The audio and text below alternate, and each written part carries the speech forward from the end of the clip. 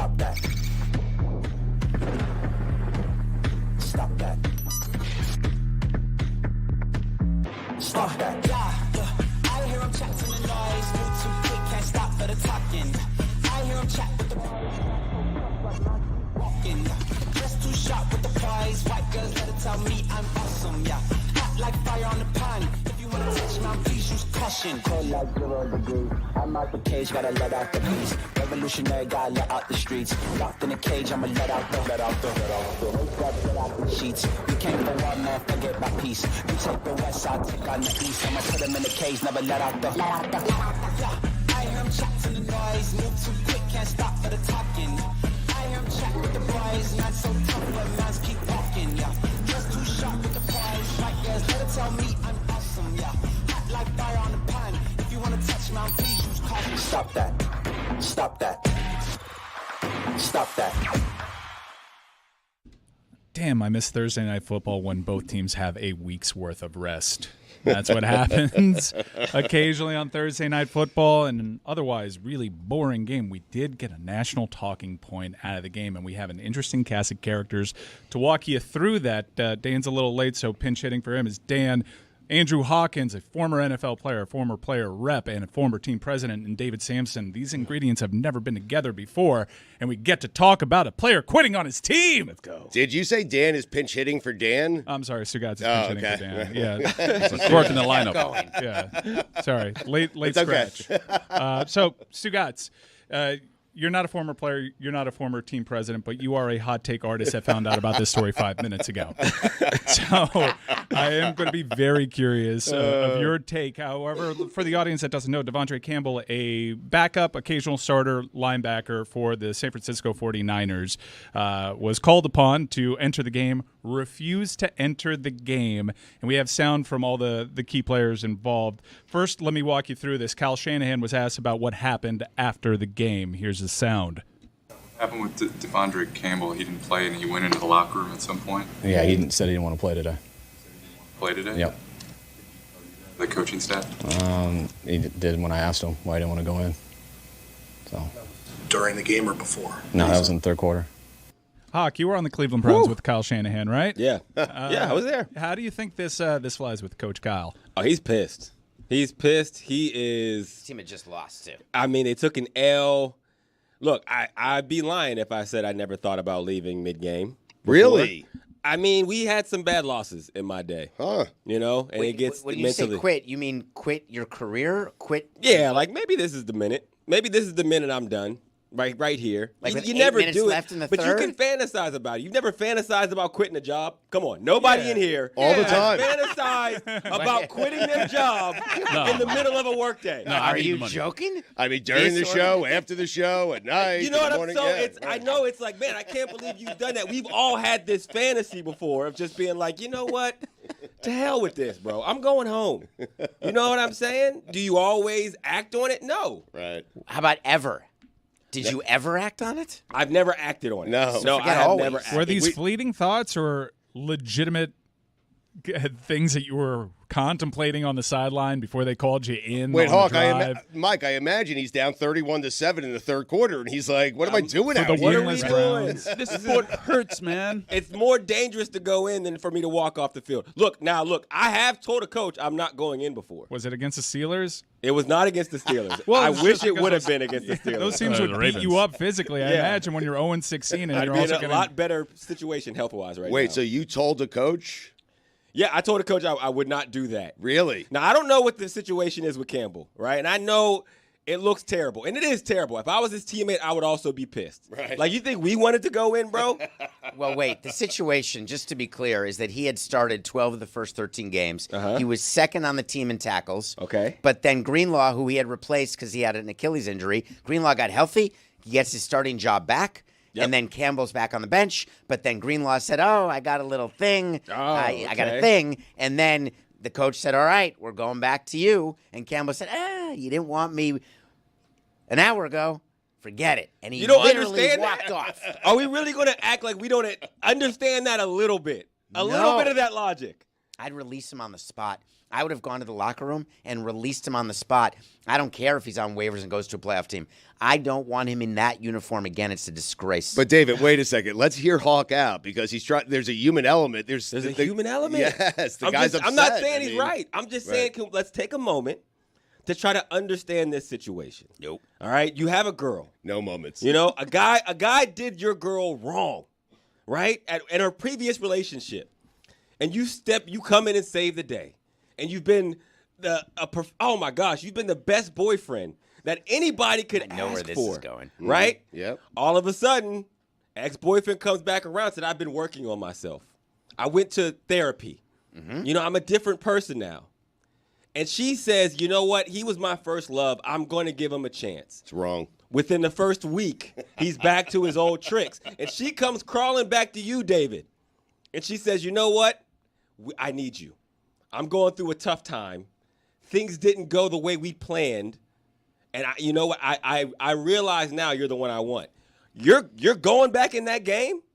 If I'm extra lonely, oh my god, and I'm on a cold streak, you can. That sounds like a you problem, David. Is this girl paying me $10.7 million for the year or no? That's a good point. It's a lot of money. Right. It's a good question. Yes. I don't know. It depends on. She's not. It's a lot of money, and to David Sampson's point of, I'll cut him on the spot. That is a lot of money. But More Guy money than I terminated for expected. cause. But Guy A is Joe Girardi unreliable. over here. Guy A is the guy that she wants, but he's unreliable. And Guy B is tired of being there when Guy A becomes unreliable again. I hate to be your backup plan. Well, Hawk mentioned how this might go over in the locker room with the teammates. Let's hear from his teammates. First, Trevarius Ward had something to say that we will hear in moments. All right. I mean, he's a professional. He's been playing for a long time. I mean, if he didn't want to play, he shouldn't have dressed out. You know, he could have told him that before the game. So I feel like there was some subtle that he did. Definitely hurt the team because, you know, D went down. And we needed a linebacker, you know. And I think Flan was banged up too. So for him to do that, that's some subtle stuff to me, in my opinion. Like, it's probably going to get cut soon. So, you know, it is what it is with that. And the thing about Trevarius Ward is he had a daughter that passed away at 1 year old, played a couple weeks later. So you're looking at a guy who has gone through some of the worst things imaginable and then yet went out and did his job and was there with his teammates day in and day out. So he's looking and being like, bro, what are we doing? He's also playing a position in which Fred Warner is excelling at his position with a fractured ankle. Has played several games in a row with that fractured ankle. Your take on what Ward had to say before we get to another team leader in George Kittle. I didn't really hear anything about it until I got in the locker room, so it's all brand new information to me. Look, if you're on the roster, you're expected, and you suit up, you're expected to play. I think if anyone in this building got asked to go in, I would say 100% of everybody would die to get on that football field. And so, you know, people are going through random things off the field. I can't speak on that. You know, whatever his decision was, it wasn't for this organization, it wasn't for this team, and that's on him. So, not very happy about it. I would have something to say. I wish I would have heard about it on the field, but I didn't. Now, is that the reason we lost? Absolutely not. But you don't really. It's hard to win football games when someone doesn't want to play football. So now, Hawk, you have, the Niners, you have one of their best players, George Kittle. You have one of the best tight ends, one of the leaders of that team calling that guy out. And how do you feel about that? Because that's what would happen to you if you had quit one of those games. Yeah, I wouldn't have cared. But look, here's the thing. I completely agree with everything every player has said. I completely agree with what you guys are saying. I think this is one of those moments in sports and football where everybody is going to be on one side because it's clearly the right side. To his point, it's hard to win football games when guys don't want to play football. Devil's advocate. Yes. He's actually doing the 49ers a favor. Really? Because this is the conversation versus how terrible they've been playing. So they should be thanking him for giving them this out. I love it. At the end of a game because that was a horrible football game. Why is that a bad take? Because he's right. We're not talking about Kyle Shanahan today. We're not talking about Brock Purdy and how bad he was yesterday. I bought the over-under to 17. So I have no idea why anyone's upset at all. I did a Stugotz. The 12-6 game was a barn burner. Yep. Loved every minute of having 6 field goals. So does this deflect from a loss that pretty much ends San Francisco's season? Yep. Or does it compound some of the larger issues? Because if you're a Niners fan and you're watching that game, you're wondering about the blueprint. And then you have a productive player quitting on you, a player that you're paying a lot of money to, quitting on you too. It does kind of feel like, is this the end for this, not necessarily regime, because Kyle's in high demand, but their window certainly feels like it might have closed and slammed shut It already did. Wow. Yeah, I told you that 5 weeks ago that the 49ers window was closed on Tony's top 5. I saw it from beginning. And that was even before the McCaffrey injury. I wrote it down. Yeah. I do think it's a microcosm of like what's going on in the 49ers. I think they have aging superstars, and you just can't run that kind of positionless offense and style when guys are hurt and routinely injured and not playing well. I mean, Debo's asking for the ball, and then he's dropping what seems to be a touchdown pass at moments. Like, yeah, this is a microcosm of what the state of the 49ers is. And, again, I know we're all joking here, but that is bullshit. To quit a game, like, there is an accountability that happens with the football team. You hear it in Kittle's voice, and you expect the guy next to you to be as locked in as you are. We're going to do everything we can to get a win. We're going to come in here, and under any circumstance, even if it's the littlest contribution, we're going to do whatever is needed. And clearly that wasn't the case. Now, again, he might be going through something mentally. We've seen moments where guys have left mid-game. You know, this is probably closer to the AB situation than the rest in peace Vontae Davis situation, because it just felt like mentally Vontae Davis just wasn't in that moment, end of his career. You know, it was like, this is too much. I've moved cities this many times. Where AB's was very similar to this. He wanted the football. They weren't giving it to him. They told him to go in. At the end, he was like, no, you didn't give me the ball. I'm not going in. This feels more like that. And you don't expect it from a 31-year-old linebacker who's been in this league a long time. And thankfully kept his shirt on. Yeah. So I viewed that as a positive. No, I wouldn't say that, because then we didn't know. We didn't find out till after. I wish he would have. So we made it a little more interesting. It was so disgusting. We all would have quit. I would have quit just to be outside of the weather, inside in the rain. From the weather. Yes, it was disgusting. right. Yes. I mean, please, you guys all would have walked. You wouldn't have stayed out there. Arthritis. I've had insight from previous union reps before, Hawk, but I haven't really had the opportunity to talk to you about these short week Thursday night football games, because it's always a national talking point anytime you have a really bad game. And last night was a really bad game. Watch out for the Rams, though. Sneaky. Yeah. I mean, they just have the Jets, Cards, keep an eye Seahawks. on them. You're right. They can be hosting the playoff. I'm with you. They are sneaky. Yeah. But were you in? I imagine you were representing your team when it came to these discussions on the short week Thursday night football games. That was slop. Now, there's slop occasionally on Sundays. Lord knows the AFC South was putting up about a decade's worth of divisional slop. But, I mean, you can't ignore it. They're paying a lot of money. This is a feature game. It does have some stakes attached to it, and it was just garbage. Yeah, it was garbage. And, I mean, there's garbage games on Sundays as well. Now, look, my take when I was in the league on Thursday Night Football, I hated them. I mean, they were the bane of my existence. The two things I hated most in the NFL were Thursday Night Football games and joint training camp practices. Because joint training camp practices are a sneaky way for teams to add like 3 preseason games. Because you go harder in those joint practices than you do in the games, because you're there and you're like, okay, I'm practicing against the Bills. I might be a free agent next year or this year. So you're like literally competing for 2 coaching staffs to show what you have on like this is my chance. And guys go way too hard. And then you play that team because they're looking for a job. Oh, I hate it. I think it is again, the sneakiest way to add 4 preseason football games. What about the day after the Thursday game? It may have been a bad game, but now they get 10 days off. Yeah, that's about the glass half full. We're sitting here being negative. That's the part I didn't mind. But it is hard to get up for a Thursday. Now, here's the other part for players. Like, everything feels like the worst thing in the world until you're in it. Like, as an old person in the league, when the Thursday night football games were coming around, I was like, this is crazy. This is terrible.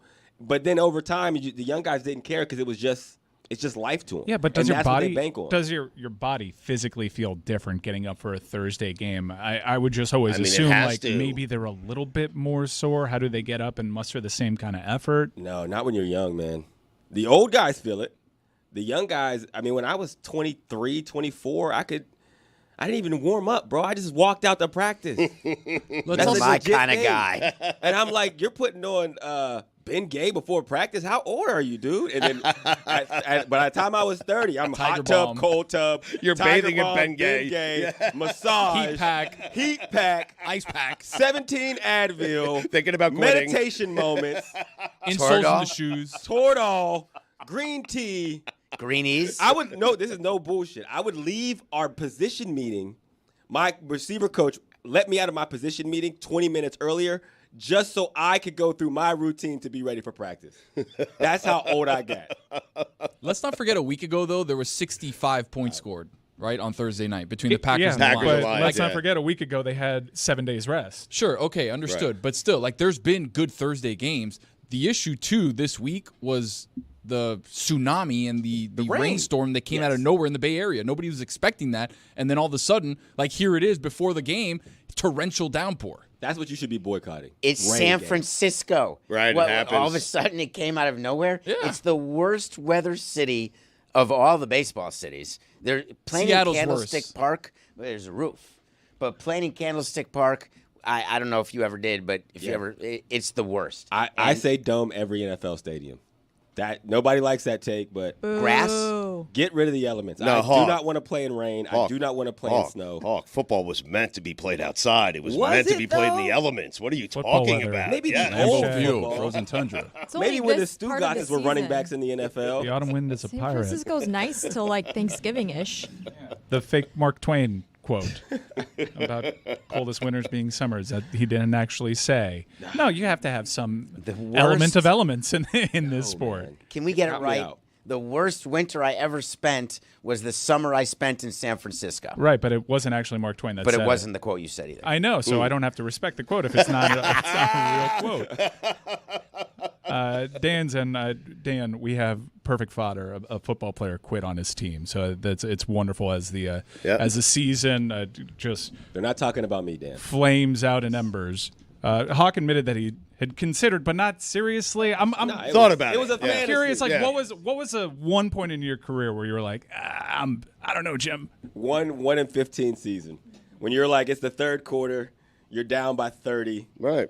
You know, the defense is out there. They start to say, punt return on alert. And you're like, I got to go back out here and risk getting my head taken off, knowing there's no chance for us to win this game or probably any game for the remainder of this season. But you went back out But there. I went back every out there. single time. And I don't know if that was me being institutionalized, but I did fantasize about it.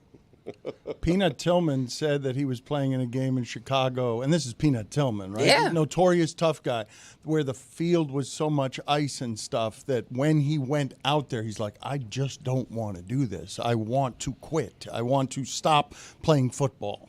It's a Tuesday for people to feel that in their job, but you don't manifest it, especially when you're a professional athlete in the public view. You don't manifest it by walking off the field the way he did.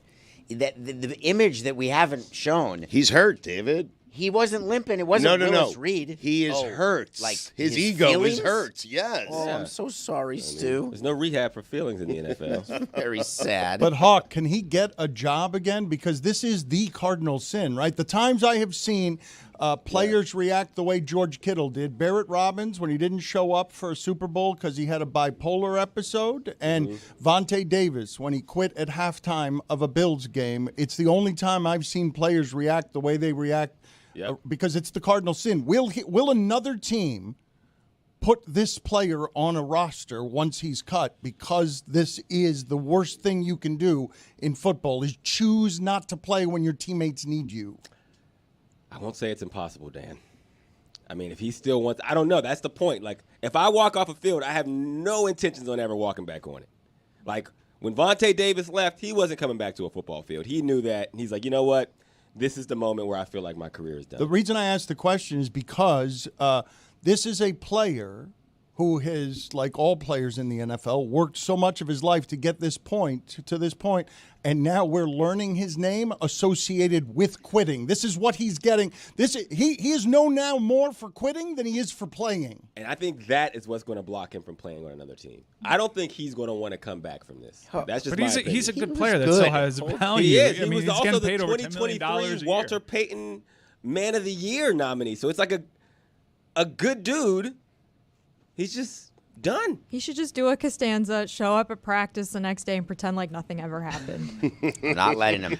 Gaslight. Don't you think other teams, even within that division, will understand, like, okay, he performed admirably in the starter's place. Starter comes back, starts not feeling completely right. They ask him to go in, and not a good moment, certainly quitting, but if you add just the additional context, people can understand, like, this was maybe just an emotional moment. But that happens every single day. There's guys that play great, and then all of a sudden, hey, the starter's back in. Yeah. Your ass is on the bench. Guess what? I got to make sure that next time my number's called, I'm playing great so that I become a starter. Yeah, but then the starter comes back, and he's not good enough to play anymore. Then the starter gets hurt, and then he wants him to go back in. And he's like, no, I ain't going back in. No. Mid-game holdout, man. They should have just negotiated a new contract. He'd have been in there by the fourth. Does it surprise you that it's a veteran that's doing this? It does surprise me. That's why I'm like leaning more towards the is he trying to retire type of thing? Or is it that, I didn't warm up to go in here to play? If I go out there, I'm going to get exposed. Fred Warner has been playing on a fractured ankle for 11 weeks. I don't even know how a human being does that. The rest of that team is falling apart after being one of the best teams in the league for 5 years, only because their guys keep getting carried off the field. They're physically broken, and this guy does that. I don't know that. I think he loses friendships over something like that in that locker room, given what trust means in your particular game. Yeah. No, he definitely loses friendships if he had them. You'd be surprised how there's not real friendships in the NFL. But regardless, you're absolutely right on all those things. I'm just trying to put myself in the mind of Campbell of what could be going through your mind at 31, which is old in the NFL, linebacker who's been on the sideline the entirety of the game. Maybe you didn't warm up the way that you thought you would because you didn't think you were playing. And in this moment, it's like I can't go in there because I'm going to get exposed because I'm not ready to play. Now, that is something I can identify with. My rookie year with the Bengals in preseason, this is the second preseason game. Now, I'm a guy coming from Canada. I'm low on the roster. And I'm trying to do everything in my damn power to just stick around on the roster. It was late in maybe the first game that I played. I can't remember who it was against. Maybe the Jets, maybe the Lions. But Marvin Lewis walks up to me, and he's like, hey, go out there and, jump in on punt return. Or the special teams coordinator, Coach Simmons, and I'm like, no. And he, eyes went up, and he's like, wait a minute. I said, go punt return. And I was like, yeah, no, I didn't practice that. And he, gives me another opportunity to say, hey, Hawk, get your ass out there and return these punts. And I said, Coach, I didn't practice that. And I don't want to go out there and drop a punt. And then you cut me, and then all the rest of the 31 teams see that I can't catch punts, and I don't have a chance. Marvin Lewis comes over to try to convince me. And I said, look, if you give me a week, I will return punts next week. They were like, okay, interesting strategy. You're crazy, man. That week, I worked on punt returns all week. They put me in. I returned it for 41 yards in the first punt return. Made the practice squad. That's an honest-to-God true story. Ballsy. But I was not willing to go out there and just seal my fate when I wasn't confident in myself and abilities. I can't believe you did that. That is a true story. I can't believe Cojones, brother. that you told coaches who were coming to you on the sidelines asking for a favor, I haven't practiced that. It's not a favor. They're asking him to do something he's never done before. I'm not prepared. He's done it a bunch of times in his life before, just not for that team. I sucked at catching punts. It's hard. The stakes are too big to go out here and just give it a shot because no one's going to have that context. Imagining you as a punt returner. It's the worst job in football. It is. I didn't return a single punt or kick in my career, and I'm 5'7". I'm the first sub 5'10" receiver in NFL history who was truly just a wide receiver. I don't think you guys realize that. I was not a returner. I can't believe they didn't waive you. I know. But it was a bet I was willing to make. Was that naivete? Like you're just entering the league? Absolutely not. If veteran Hawk was around, would he advise young Hawk differently? That might have been the wisest I've ever been in my life.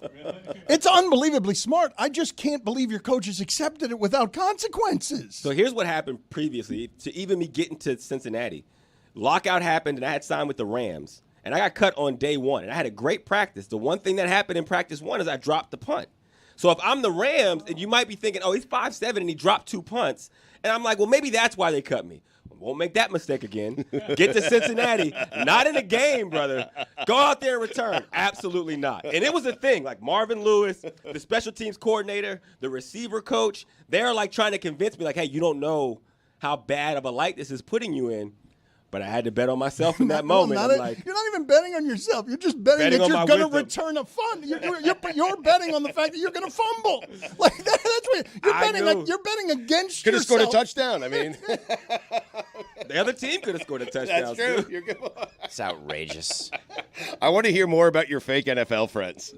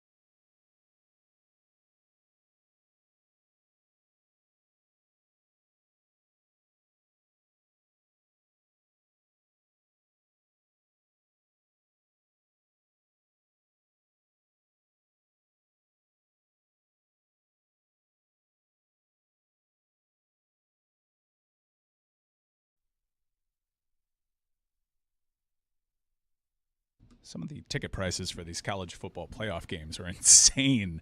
But it's the first time we've ever seen games with this kind of stakes attached in home on-campus venues, really in-demand tickets. And I'm sure a lot of you are frustrated because you're wondering, how can I get these in-demand tickets? Jess, I know you're headed up to South Bend for a playoff game against Indiana. Why don't you download the Game Time app? I'm sure you already have, but if you haven't, create an account, use code DAN, that is DAN, for $20 off your first purchase. Terms apply. You get panoramic seat views, Game Time's incredible ticket coverage, really the best in the secondary ticket marketplace. Download Game Time today.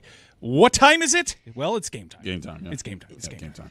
Jessica, what is your level of enthusiasm for Saturday and bowl season? You mean this Saturday? That's right. I thought this you meant the Saturday. Notre Dame game, which is next Friday. I won tickets in the lottery, so really? Yeah, don't have to go on the secondary market. Very exciting, face value. Congratulations. Yeah, thank you. Congrats Thank on you. Are you afraid of It's a big losing to deal. Indiana? Well said. Yeah, I mean, I think it's going to be a great game. I'm really excited. It's like two teams that never play each other, where every single person who's a fan of either team is either a fan of the other team also or knows someone who is. Like, it's a very two kind of close-knit fan communities, I think. So I'm excited. My best friend went to Indiana. A lot of my friends went to Indiana. It's great. I think it's going to be super cool.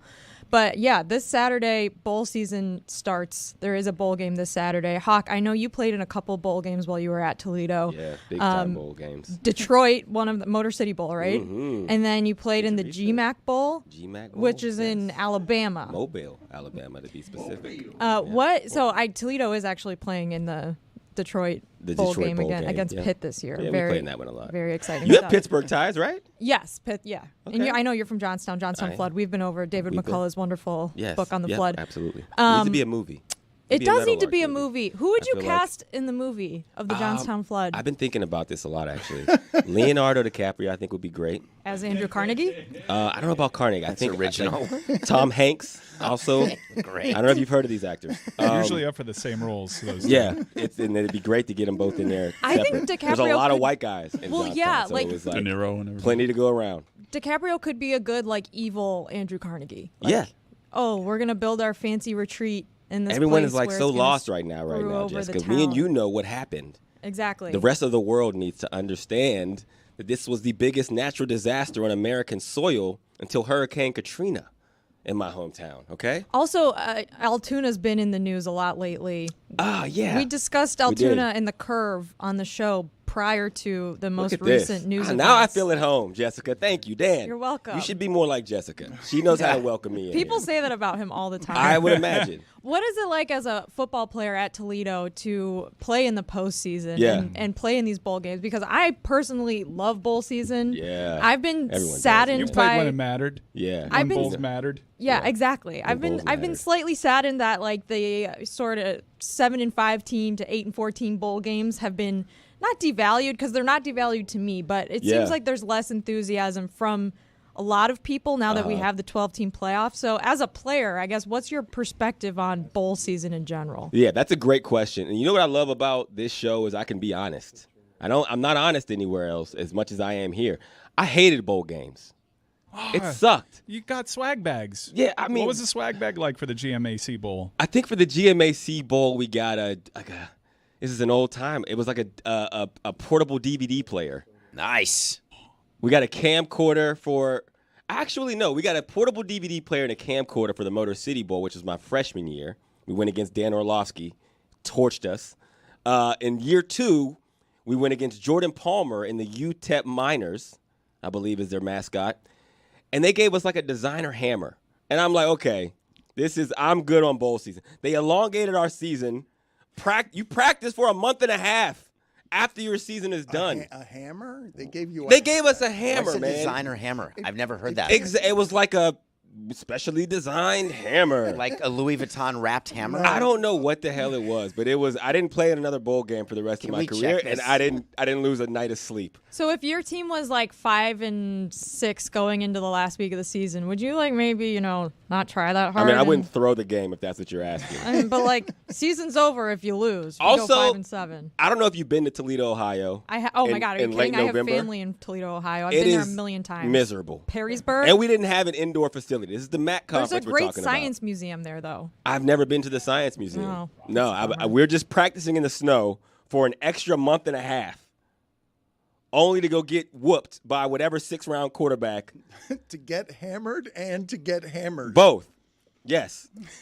It was miserable. So making a bowl meant an additional month out in the elements. Damn it. It's like, what, 15 extra practices that you get for bowl season? So would your perspective have been different if you made like the Bahamas Bowl or the Hawaii Bowl? Absolutely. Okay. So the problem here is the cold The destination, weather bowls. absolutely. Okay. For sure. That makes a lot of sense. That's Yes. what I Count would me in expect. on the Bahamas Bowl. What are you shaking your head about, Samson? All I'm hearing from Hawkins, and I'm happy to working with him today, but all I'm hearing are things that I have such contempt for that I'm having a hard time because I'm trying. Welcome. I'm trying to like you. You have a Yankee hat on. You're talking about walking out. You're talking about not telling a coach that you won't go in to catch a punt. Yeah. And now you're saying that you don't want to practice the extra for a bowl game. I thought it was business first with you, David. I thought that was... The business is telling your coach that you're going to go in. That's like saying, "Oh, I'm not good at bunting. Don't that's put the your bunt business, sign man. on." No, that's your What business. My Are you in the business- business of not getting a career? I'm in the business of not losing my career.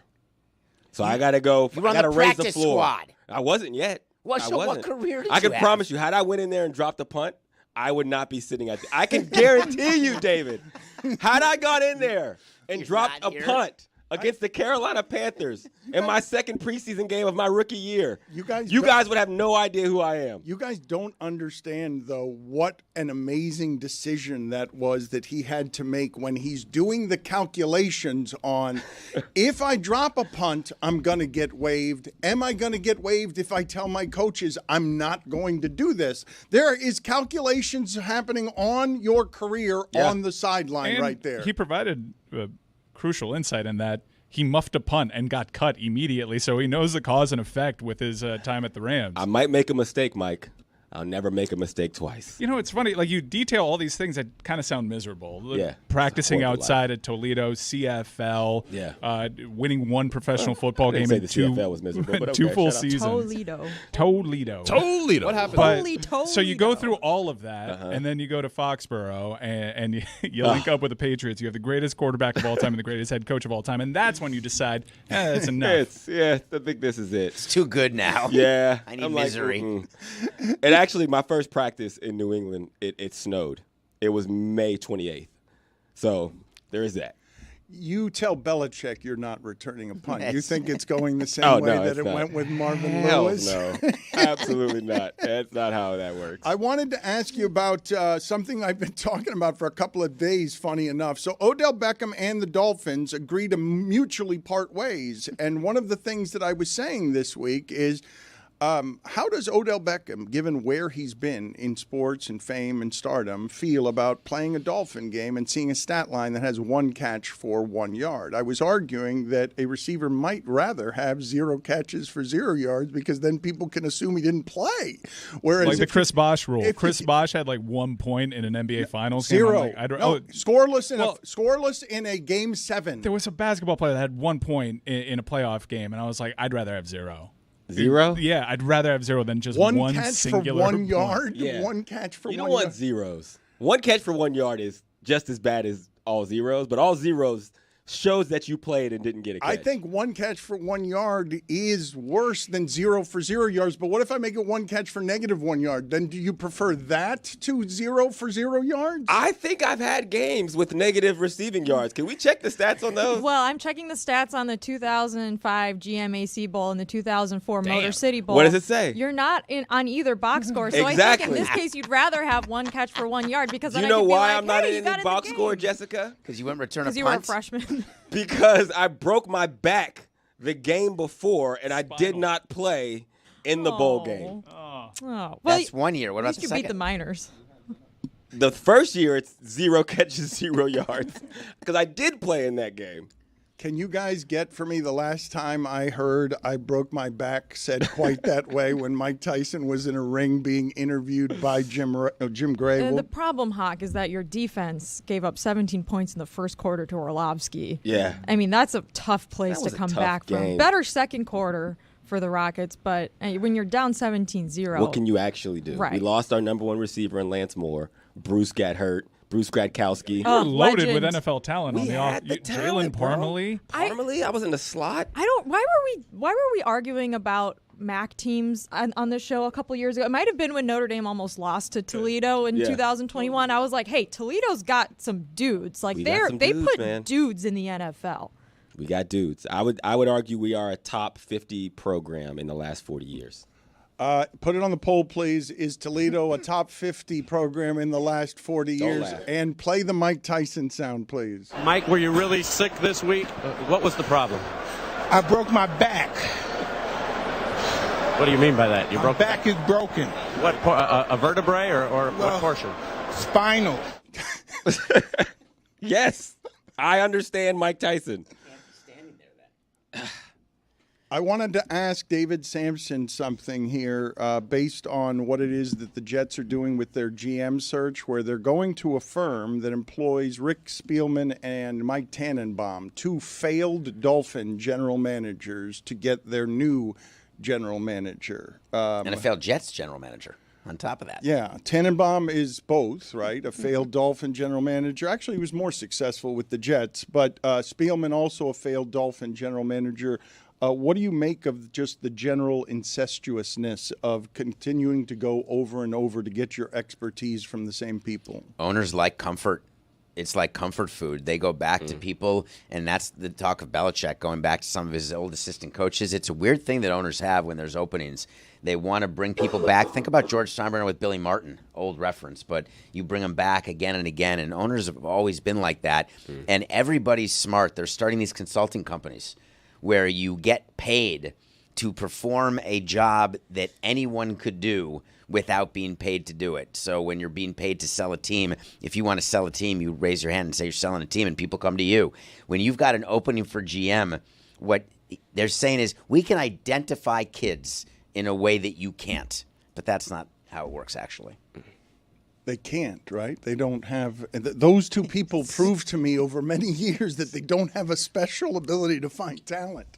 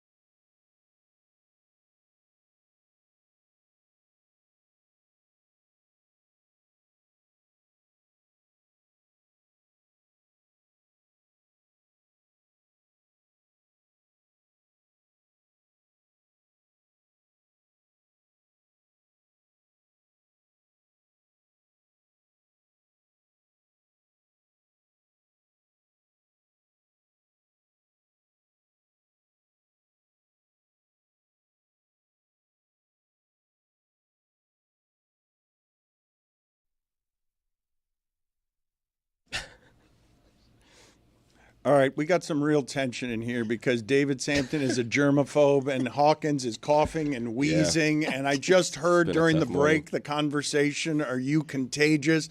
And then Hawk says, "No, I'm not," which I don't know how possibly. I didn't say no, I wasn't. He said, "How contagious are you?" Okay.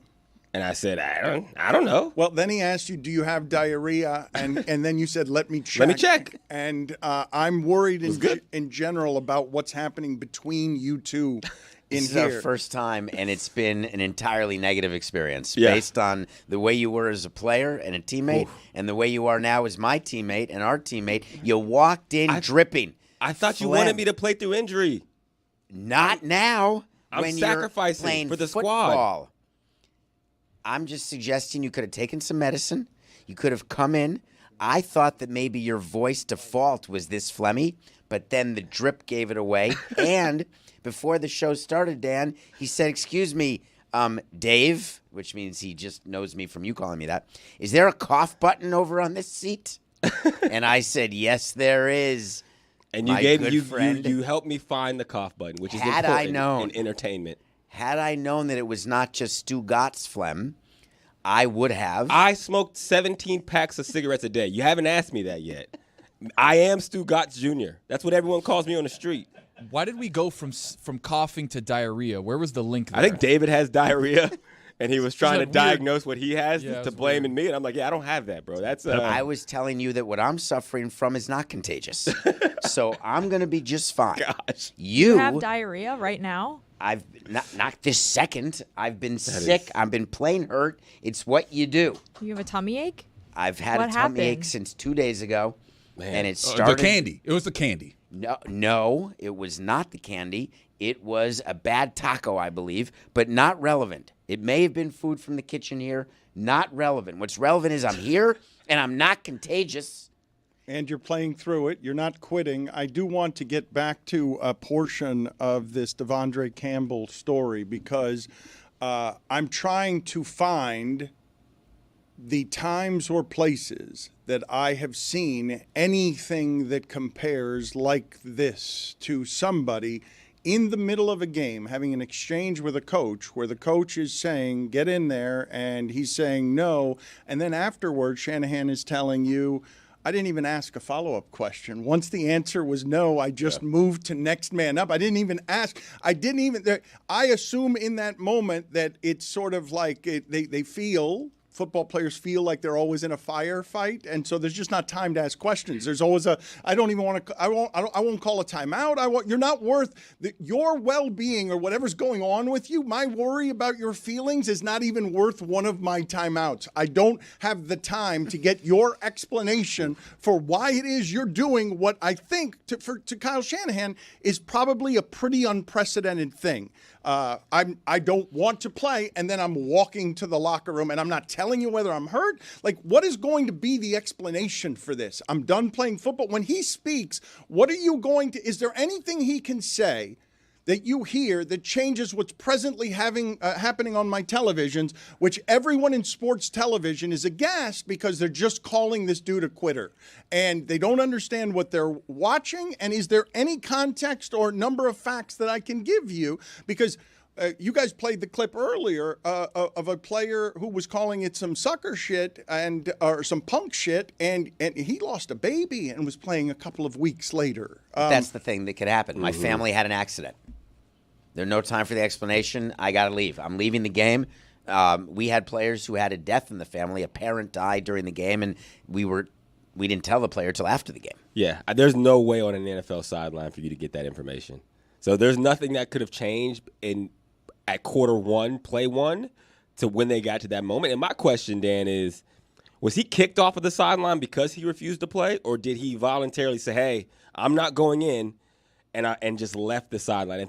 If the latter is the case, then he probably is done in his NFL career. Because to walk off a sideline, it's one thing not to go in, which is terrible in and of itself, but maybe there is some explanation of why I cannot go perform. If you leave the sideline, That is quite literally you walking away from the your NFL last time career. it happened was Antonio Brown, right? Yeah. That's the last time we saw it, and then he never played another down, right? We never saw him again in the league. When you walk off a football field, look, Hawk is here so he can explain it to you, but I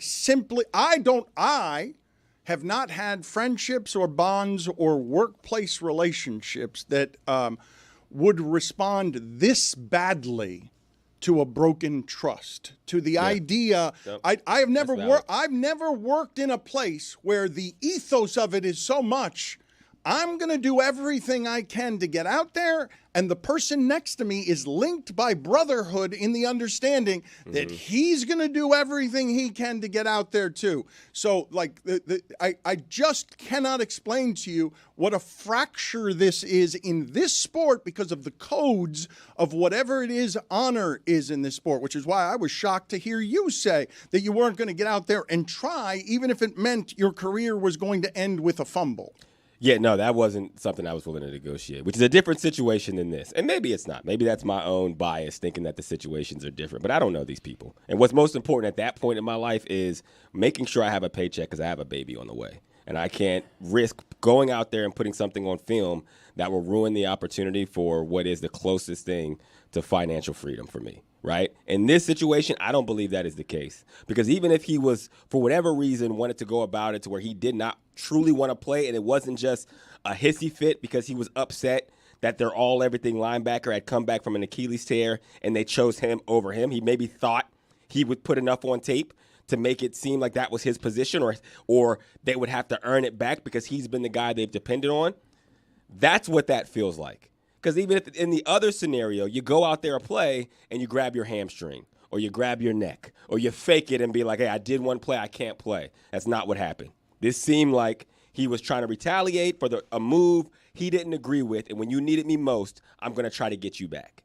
And the weird thing is he was a non-starter because of the defensive formation that they went out in, right? Like they started with 5 down instead of a regular 3 linebacker set, which he probably would have been a part of. But then all of a sudden they go with that, he gets upset. And then I guess that's what ticked him off? I'm going to move off this subject in a second, but I'm just genuinely puzzled by the idea of I've heard athletes so often say, like, don't get in your feelings about the stuff on the field. Like that, if this is an act of petty rage because your feelings are hurt, like – The consequences of that rage are so damaging if he's that much up in his feelings, and I just don't associate that with people who have climbed this particular ladder in this sport. Yeah, and I don't think you're wrong, especially when you're getting paid that much.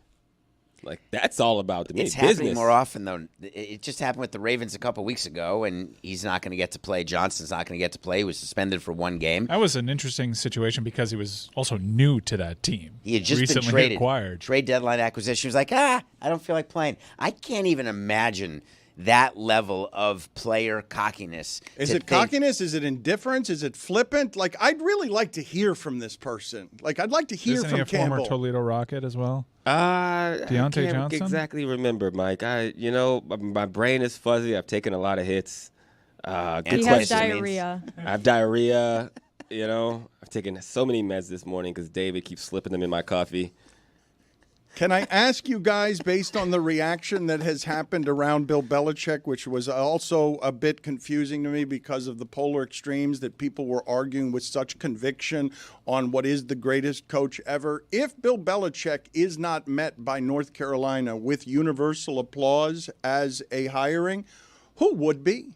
Is there such a thing as somebody who's just like if Nick Saban would be, right? If Nick Saban got the age thing with him too. But if Nick Saban came back, it would largely be consensus applause, right? You don't have the unknown of can he get it done in this sport. Is there a second? Is there somebody? Kirby.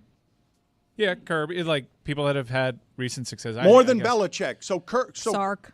These are people Kyle Shanahan, if he were to come to the college game, I think it would be. That's a good one. I like that one. McVay, too. Pat Riley in his prime going out of the front office. I wouldn't want him to coach football. North Carolina football. We're only Pat talking Riley? football? That's a tough one. That's what we're David. talking about. Okay. Although maybe he'd be good at it. You said any coach, Dan. Well, Don't leave me hanging. I'm saying North Carolina football. I'm saying that the reaction to Belichick, because I can sit here and say, honestly, as we talk about this, well, I don't know what's going to happen.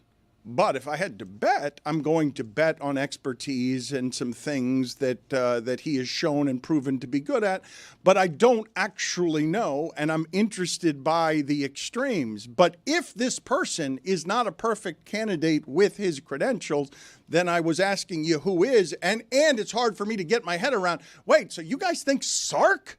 A guy who was drinking, he had alcohol on his breath and was let go at USC. You guys think Sark is somebody who would be met with more universal applause, or even Shanahan? I don't know what you're doing with the alcohol thing there. I'm saying it.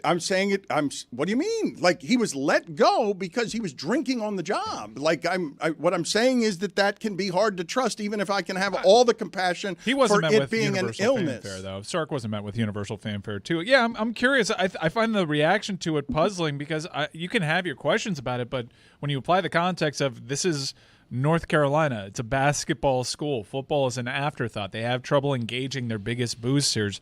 They don't make it to Charlotte routinely. This is a home run hire. And yeah, okay, there's a succession plan. And yeah, okay, there's this weird buyout that goes from $10 million to $1 million on June 1st. How does that line up with the NFL calendar? Also, I would say it's just $10 million. That's not going to stop an NFL owner from hiring him in this cycle. And I'm sure he probably has a plan for that, too. And it's probably involving his son. I don't know what you're upset about. He said at the press conference, I'm not leaving. He was asked straight up, are you using this as a stepping stone to get back to the NFL? Nope. I'm not Nick leaving. Saban's last words here were, I'm not going to be the Alabama coach. That's the last thing he said. Your idea the other day, I was leaving with you and we were talking about leadership, and you didn't say leadership was overrated, but when I said I'm not a good leader, I don't know how to lead, you said nobody does. Bill Belichick is famously known as a leader. Do you not believe that he has an assortment of skills that should be met with the North Carolina audience and basically everybody who's watched him work for 25 years? Legitimately applauding the idea that a program that isn't one of the major programs just got the most major coach there is? I don't think that being a leader guarantees your success, right? And there are certain mediums where that leadership, if they even are natural abilities, bode better than in other places. And I think that's what people are talking about with UNC. Like, when you look at the New England Patriots, how he built that program, what that program stood for, it is in stark contrast to the state of college football today, right? Like, yeah, he's going to get guys to give him the most. We understand he knows the X's and O's of football. We understand he knows how to find diamonds in the rough to get better output than maybe what is on the surface of a player and their ability. But also, what he wasn't dealing with was essentially a roster full of one-year contracts. And that is how they built the program at New England. Yes, winning is all that matters. And when you get your opportunity, your time will come.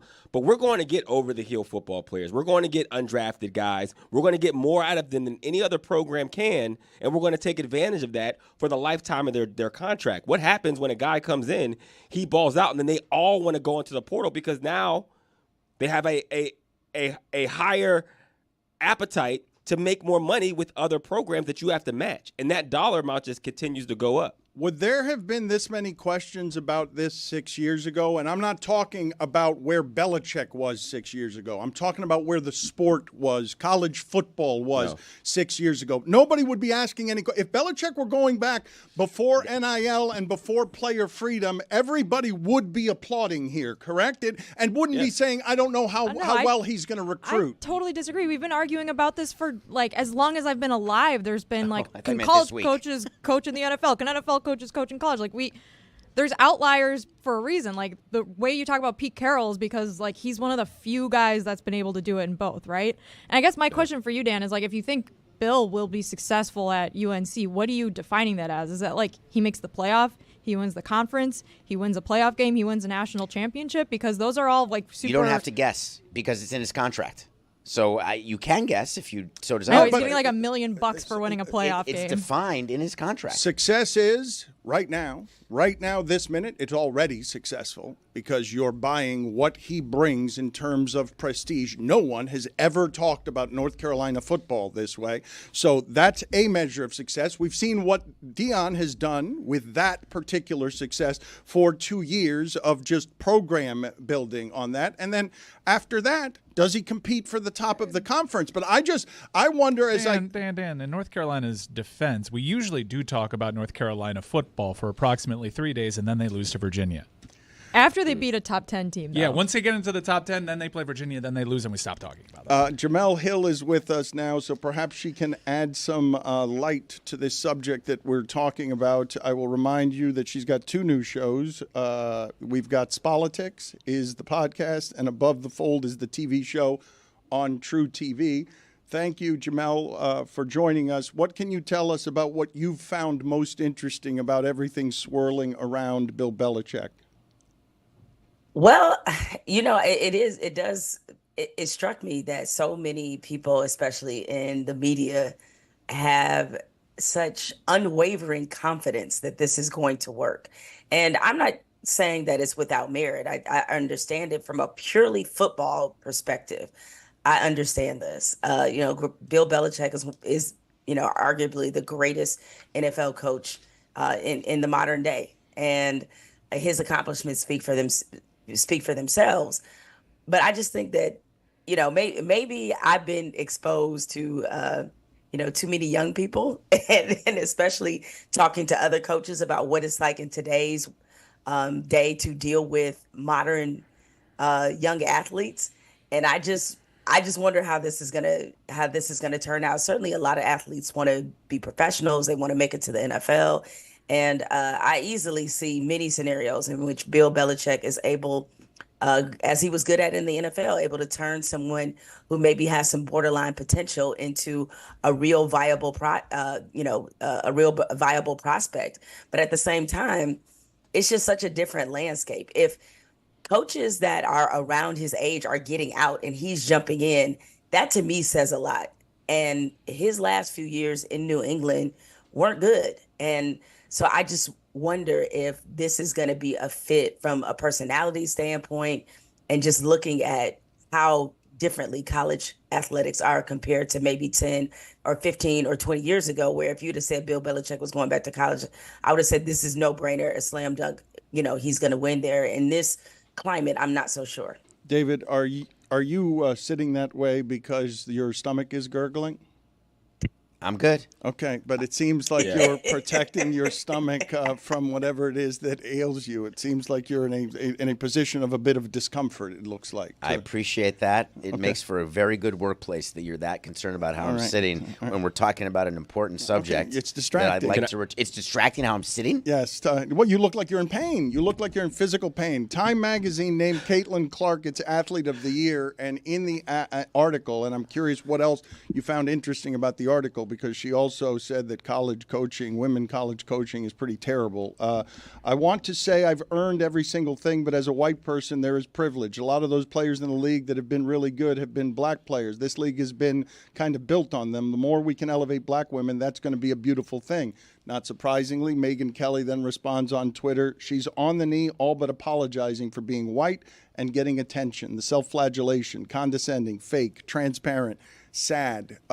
Not surprising that she's on the cover of Time as the Athlete of the Year and always weaponized and polarizing in this day and age, even though she is just incredibly benign. Like, she has not done much of anything to actually stir real controversy.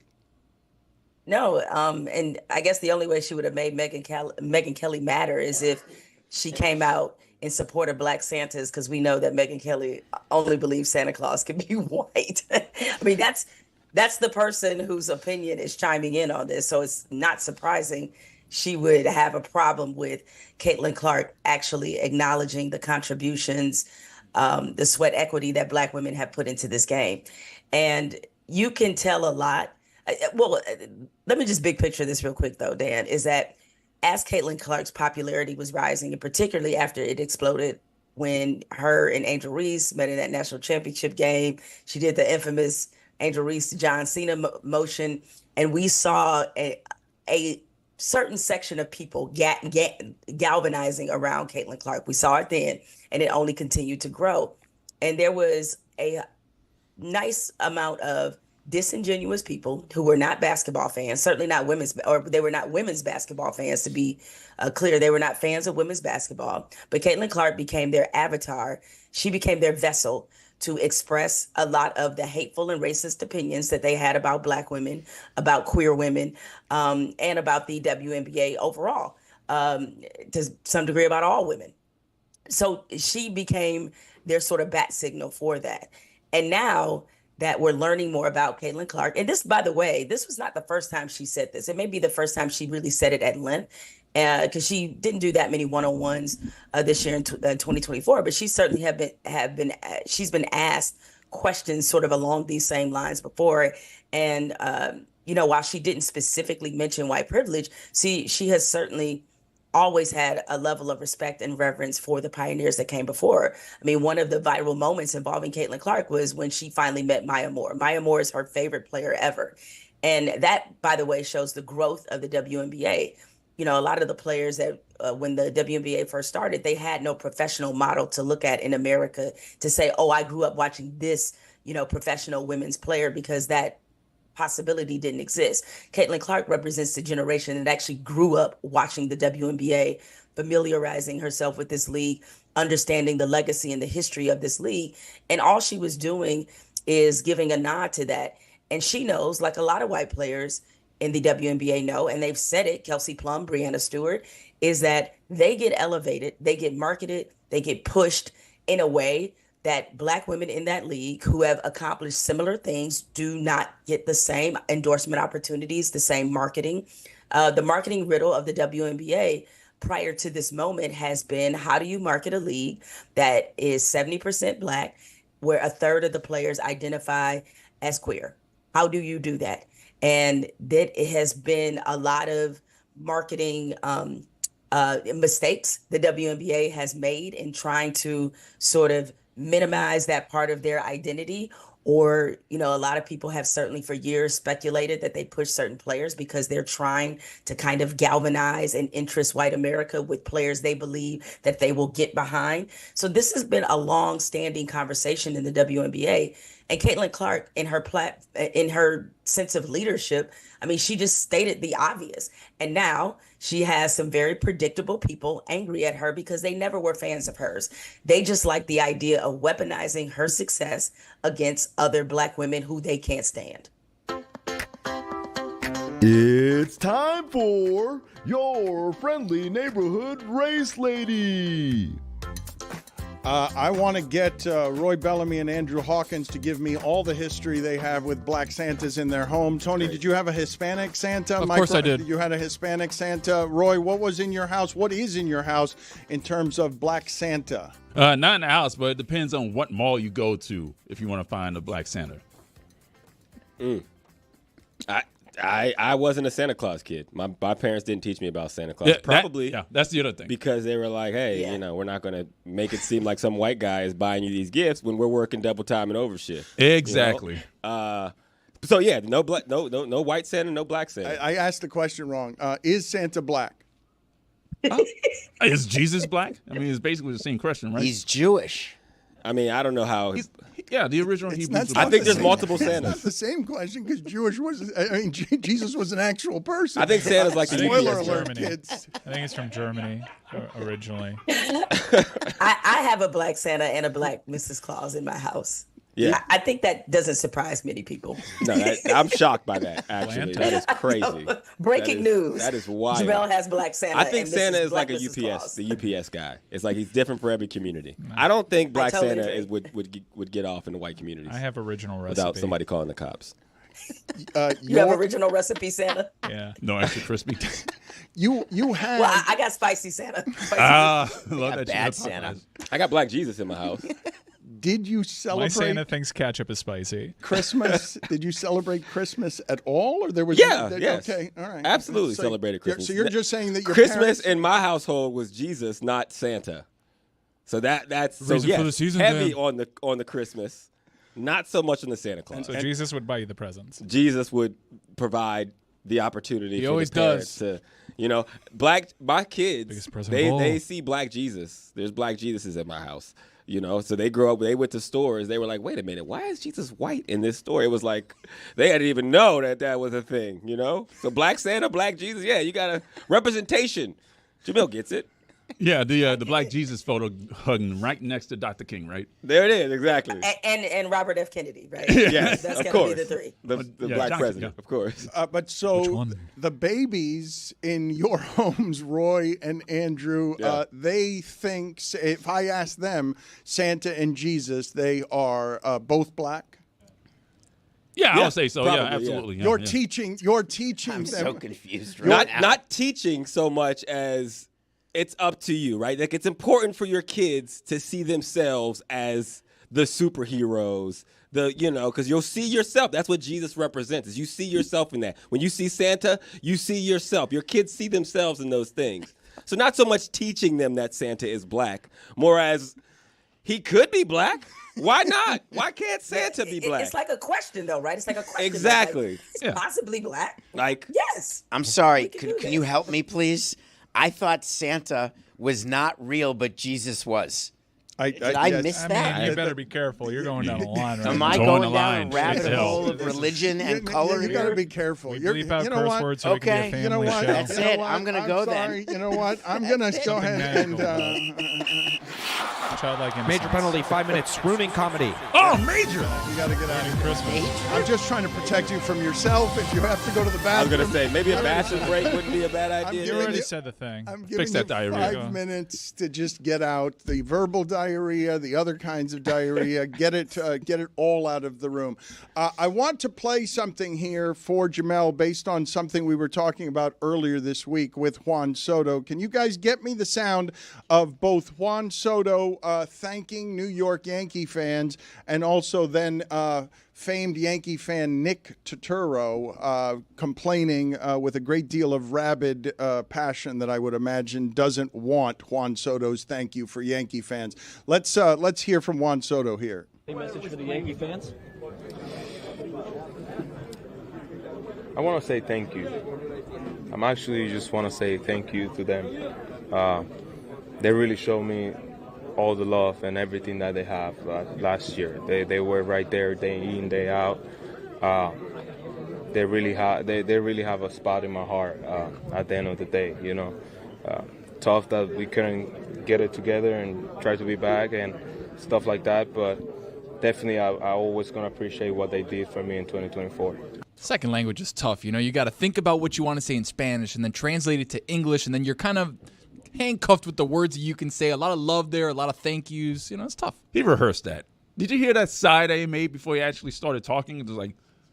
Well, I did feel for him trying to answer the question why you chose the Mets in his second language, because he had to go to some of the things other than money. And yeah, it's like they're building an unbelievable thing here. He went to unbelievable a couple of times when the Mets haven't been unbelievable since 1986. Yeah, we're trying. The contract was unbelievable. David picked a bad time to ruin Christmas. But would it have been so bad if he said, "You see the money, right?" Would that have been? I would have. I think all of us would be like, "Yes, you're right." Or better would have just been dinero papi, but he was trying to do it in his second language. But I'm sure Nick Turturro, famed Yankee fan, received his thank you with sincere gratitude, right? Hey Soto, I saw your press conference. You want to say thank you? Want to say thank you to the Yankee fans? No, thank you. No, thank you. Thank you would have been coming back to us. Fraud. Okay, there it is. That's vastly, no, thank you. Vastly more reasonable than he was in recent days when he was swinging a bat and throwing a bat and yelling FUs all over the place. Can we get the Grim Reaper ready here and participate with the bucket of death and get Jamel involved also in the bucket of death? I'm going to pick for her. Okay, all right. I'm going to pick for Jamel so that she can play in our contest here. Jamel, no opinions on the Niners season ending last night? Was this a window closing? I think it is. But it's not a gotta blow it all up and completely like restart from scratch. Like, we're not the Cowboys, for crying out loud. You know what I'm saying? But I think it does signal that for this iteration of this team, this feels like the end. They got some major decisions to make. How much to pay Brock Purdy? Can't take advantage of getting him on the cheap. Decisions to make about Debo. I mean, about the defense. So I think there's going to be some serious retooling in the offseason. They can't afford to play Brock Purdy. What quarterbacks are worth that have accomplished what he's accomplished. That's some minor tweaks that you're talking about here, Jamal. These are major pieces. All of it depends on how much is Brock Purdy going to cost. That's really truly the $1 million question. And you don't think he deserves the top dollar? No, well, I think he deserves a competitive, really good quarterback salary. Does he deserve Dak Prescott money? Hell, it's questions about whether Dak Prescott deserves that kind of money. Deserve Dak Prescott Well, but he's money? going to get Trevor Lawrence kind of money. That's $50 million a year, isn't he? Brock, you Yeah, got to pay it's Brock like- Purdy the way you pay Trevor Lawrence, right? I will say this: if we could keep, it would be great if we could keep that price tag between. And I know this sounds ridiculous, but between 40 and 45. That'd be great if we could keep it. That's Daniel That Jones would be money. great if You're we talking could keep Daniel it. Jones money, Jamel. I mean, it would be great if we could. I'm not saying he's clearly better than Daniel Jones. He's better than Trevor Lawrence. I get it, but like for the entire engine of this team to work, once we start talking in the 50s and certainly anywhere near 60 million, okay, Yeah, we in tough. trouble. And You look, can't pay him that. If you give me 40 to 45 million and I'm Brock Purdy, I'm gonna turn into Devondre Campbell real quick on that sideline. All right, I'm gonna need that top dollar, or I ain't playing, David. Welcome back. I want to ask her about Devondre Campbell in a second, but let's just roll through while she's talking. Let's roll through the bucket of death here. The Browns putting it back. Okay, the Browns, what are they? They are a favorite. They are Chiefs. dog at home against the Chiefs. They're +4. Ugh. I actually don't hate it. They're going to win. either. Golden helmet of life. They're going to win. Well, Oh, congratulations. nice. Congratulations. No one is Takes happy you to, for the you. end of the regular season, too. I haven't lost this year yet either. Wow, that. Dan, I feel like I'm joining a cult right now. I have no idea what's going on. Yes, we're just. I'll You're a Notre Dame explain. fan too? I'll explain it to you off air. Congratulations on the golden helmet of life. You get 3 free weeks without punishment. What did you make as a 49er fan and as a journalist of Devondre Campbell just straight up quitting during the game last night? I thought it was a weak move. First of all, he already knew the reason that he was in that position was because of, Dre Greenlaw being out. So he knew he was in a unique situation. So if this issue was about, him, the playing time, it's like that was your reality when you knew that was your reality from the start.